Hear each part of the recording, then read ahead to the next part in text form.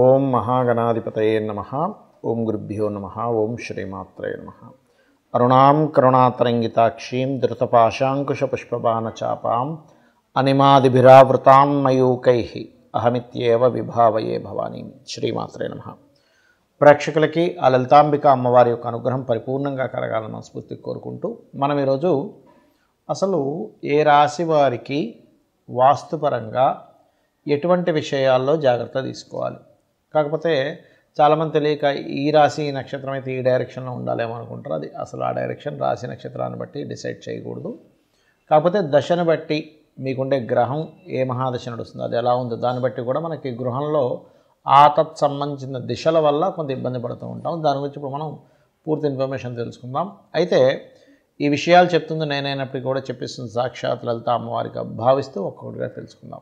మీనరాశి వారు కనుక చూసుకున్నట్లయితే ప్రస్తుతం మీకు 4వ స్థానం వైపు గురువు వస్తున్నాడు కాబట్టి ఎప్పటి నుంచో అనుకునేటువంటి గృహాలు కొనుక్కోవడం ఇట్లాంటివి కూడా ఉంటాయి. కానీ ఆ గురువు యొక్క ఎనర్జీస్ శని రాహు ఎనర్జీస్తో ఉన్నాడు కాబట్టి ఖచ్చితంగా మీరు ఏదైనా ప్రాపర్టీ కానీ గృహం కానీ తీసుకునేటప్పుడు జాగ్రత్త పడాలి. అయితే ఇందులో ఉన్న నక్షత్రాలు కనుక చూసుకున్నట్లయితే ప్రధానంగా ఈ రాశి వారు ఎటువంటి ప్రాపర్టీ తీసుకున్నా ఉత్తర దిశ ఎలా ఉందో చూసుకొని తీసుకోవాలి. Point number 1. ఇక రెండవది, ఇందులో ఉండేటువంటి 3 నక్షత్రాలు పూర్వాభాద్ర 4వ పాదము, ఉత్తరాభాద్ర, రేవతి నక్షత్రాలు ఉంటాయి. పూర్వాభాద్ర నక్షత్ర జాతకులు 100% ఎక్కువ వీళ్ళ యొక్క ప్రభావం, వీళ్ళ యొక్క మానసిక స్థితి అనేటువంటిది వాళ్ళ ఇంట్లో గృహంలో ఏదైతే ఈశాన్య భాగం ఉంటుందో ఆ ఈశాన్య భాగంలో ఉండే చిన్న చిన్న చేంజెస్ కూడా చాలా మంచి ప్రభావాన్ని దుష్ప్రభావాన్ని కూడా చూపిస్తాయి. అంటే తెలియకుండా ఏదో చిన్న వస్తువు తీసుకెళ్ళి పెట్టారు అక్కడ, ఆ వస్తువు కూడా దాని యొక్క ప్రభావాన్ని మీ మైండ్ మీద చూపిస్తుంది. లేదు చక్కగా ఓపెన్ చేసి పెట్టారు కిటికీ, అది ఖచ్చితంగా మీ మైండ్ ఫ్రెష్ ఉండేలా చేస్తుంది. లేదా అక్కడ ఉండే కిటికీలకి కర్టన్స్ వేస్తున్నారు, ఎట్టి పరిస్థితుల్లో ఎల్లో క్రీమ్ కర్టన్స్ ఈశాన్యంలో వేయకూడదు, వైట్ కానీ లైట్ బ్లూ కానీ వేయాలి, గుర్తుపెట్టుకోండి.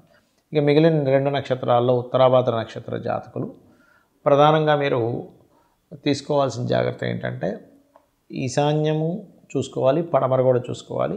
అందులో పడమరలో మనం కామన్గా ఏంటంటే సజ్జాలు అవి కట్టి వాటి మీద కొన్ని వస్తువులు పెట్టేస్తూ ఉంటాం. బరువులు ఉంటాయి మంచిదే అని. కాకపోతే ఎప్పుడు కూడా సజ్జాల మీద ఉండేటువంటి బరువులకి దానికి తోడవడం ఇవి పట్లు పట్టడం అంటారు చూసారు కదా, మనకి ఒక రకమైనటువంటి బ్యాడ్ ఇది ఫామ్ అవుతుంది దానివల్ల.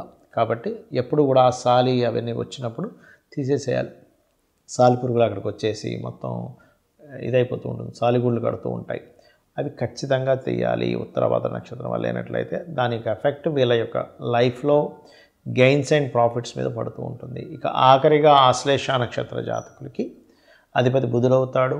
ఇంట్లో దిశ బుధుడి యొక్క దిశ ఉత్తర దిశ అవుతుంది కాబట్టి ఉత్తరము ఉత్తర ఈశాన్యము ఈ ప్రధానంగా ఈ 2 ఇంట్లో ఉండేటువంటి ప్లేసెస్లో ఈ 2 ప్లేసెస్ చాలా జాగ్రత్త వహించండి. దీనివలన అనవసరంగా మనం ఏదో ధన విషయంలో బిజినెస్ పరంగా ఒక రాంగ్ స్టెప్ తీసుకోవడము ఉత్తరం కనుక పాడైనట్లయితే, లేదా ఒక్కొక్కసారి కొన్ని రాంగ్ స్టెప్స్ వల్ల హెల్త్ మీద ఎఫెక్ట్ చూపించడం జరుగుతూ ఉంటుంది. కాబట్టి ఉత్తర దిశలో ఎక్కడా కూడా మీకు వాష్రూమ్స్ లేకుండా చూసుకోవడం, ఉత్తరం వీలైనంత మటుకు కాస్త ఎక్కువగా ఓపెన్గా ఉండడం, ఉత్తరంలో వేసేటువంటి రంగులు కూడా ఎక్కువగా వైట్కి ప్రిఫరెన్స్ ఇవ్వడం, వైట్ ఆర్ లైట్ బ్లూకి ప్రిఫరెన్స్ ఇవ్వచ్చు, but first priority is white.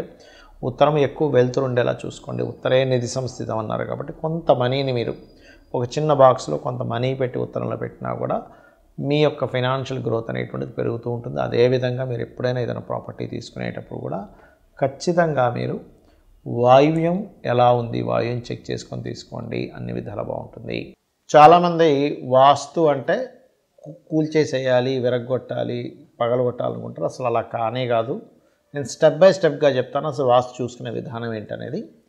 Point number 1, మీరు ఎప్పుడైనా సరే వాస్తు చూసుకోవాలి అంటే మంచి వాస్తు ఇంట్లోకి వెళ్ళాలంటే ఫస్ట్ మీ పేరులో ఉండే మొదటి అక్షరాన్ని తీసుకొని దాన్ని వర్గు అంటారు. అంటే మీ పేరు ఆ నుంచి అమహ మధ్యలో ఉంటే మీకు తూర్పు కానీ దక్షిణం కానీ ఉత్తరం కానీ పనిచేస్తుంది, లేదా వాయువ్యం పనిచేస్తుంది, కానీ పడమర లేదా ఈశాన్యం పనిచేయదు. ఇలా కావర్గు, చావర్గు, టావర్గు అని ఇలా ఉంటాయి. అయితే ఇక్కడ మీరు పేరులో ఉండే మొదటి అక్షరంతో పాటు మీ యొక్క జాతక చక్రంలో రాహుకేతువులు ఎక్కడున్నారు, ఎగ్జాల్టెడ్ ప్లానెట్స్ అంటే ఉచ్చస్థితిలో ఉండే గ్రహాలు ఏ రాసుల్లో ఉన్నాయి దాన్ని బట్టి కూడా డైరెక్షన్ ఎంచుకోవాలి. ఈ 2 కలుపుకొని. ఇది పాయింట్ నెంబర్ 1. ఇక రెండవది, మనకు డైరెక్షన్ తెలిసింది కానీ ఇంటి యొక్క సింహద్వారం ఎక్కడుంటే బాగుంటుందంటే మనకు శాస్త్రంలో చాలా స్పష్టంగా ప్రతి ఇంటికి కూడా సింహద్వారాలు అనేవి 3-4 పదాల్లో ఉండాలి అని చెప్పి శాస్త్రం. కాబట్టి 3-4 పదాల్లో ఉండేలాగా మీ యొక్క గృహం యొక్క ప్లానింగ్ వేసుకొని ఆ గృహం ఎన్ని డిగ్రీలు టిల్ట్ అయింది, ఆ టిల్ట్ అయిన దాన్ని బట్టి మీకు అది ఎన్ని డిగ్రీల్లో ఏ పదం వచ్చిందో చూసుకొని ఆ రకంగా సెట్ చేసుకోవాలి. ఇది ముఖ్యమైనటువంటి ఈ రెండు చాలా ముఖ్యమైనటువంటి వాస్తులో. ఇక మూడో ముఖ్యమైనటువంటి అంశం ఏమిటి అంటే గృహంలో మనం వస్తువులు ఎక్కడెక్కడ పెట్టుకుంటున్నామో కూడా చాలా ముఖ్యమైనటువంటిది. గాలి వెలుతురు, బేసిక్ లెవెల్ గాలి వెలుతురు. ఎందుకంటే చాలామంది గాలి వెలుతురు ఉంటే చాలండి అదే వాస్తవం అంటారు. నేనేమంటానంటే రోడ్డు మీద చెట్టు కింద పడుకుని ఉంటాడు మనిషి, ఇల్లు లేకుండా. మరి వాడుకున్నంత గాలి వెలుతురు ఎవరికీ ఉండదు. మరి వాడు చాలా అసలు వాడికి అన్ని సంపదలు అన్నీ వచ్చేయాలి కదా. కేవలం గాలి వెలుతురు మాత్రమే వాస్తు కాదు.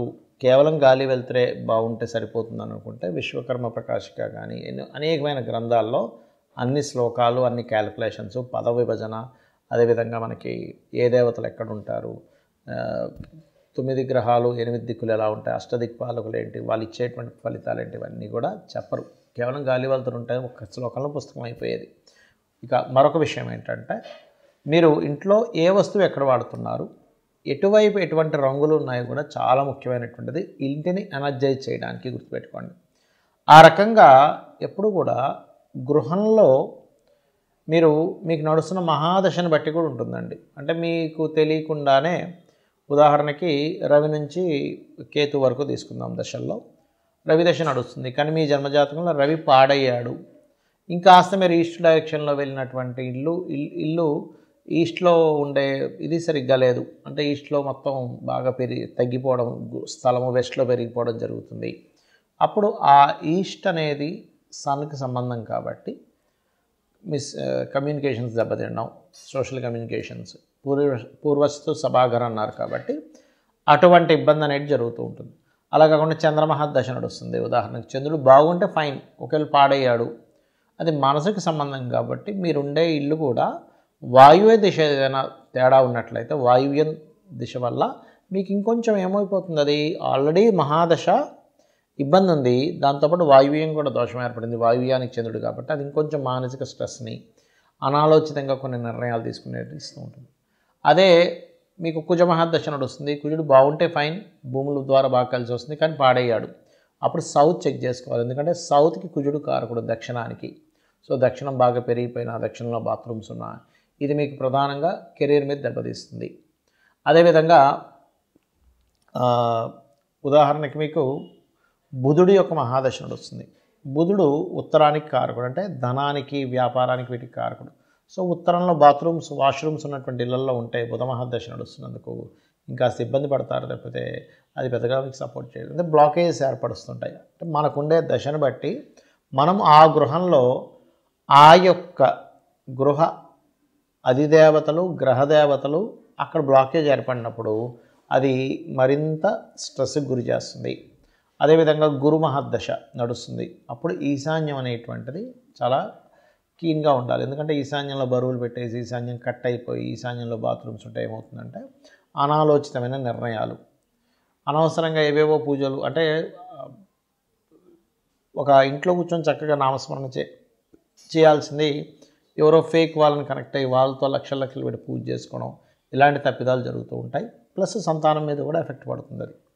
అలాగే శుక్రుడు ఆగ్నేయం, అంటే ఆగ్నేయ దిశ కనుక పాడైతే శుక్ర సంబంధించిన దిశలు బాగాలేవు. అంటే మీ ఇంట్లో ఉదాహరణకి ఆగ్నేయం తగ్గింది లేదా విపరీతంగా పెరిగింది, శుక్రదశ నడుస్తూ శుక్రుడు బాగోలేడు, అది ఇబ్బందిని ఇస్తుంది.